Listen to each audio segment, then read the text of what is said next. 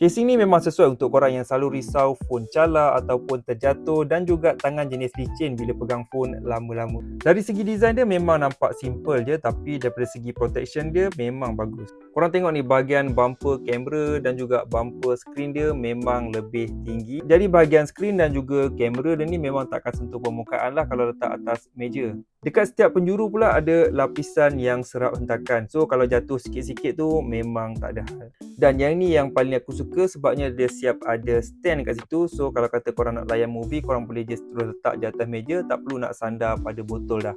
Dekat bahagian tepi dia juga ada tekstur yang kasar. So kalau pegang lama pun tak licin walaupun tangan berpeluh. Dan yes, casing ni siap ada MagSafe. So korang boleh letaklah korang punya wireless charger, phone holder dan juga apa-apa aksesori magnetik boleh terus lekat tanpa buka casing. Button-button dia ni pun lembut dan responsif. So kalau korang nak casing yang ada protection, grip sedap dan juga ada stand, boleh dapatkan casing ni dekat link yang telah disediakan.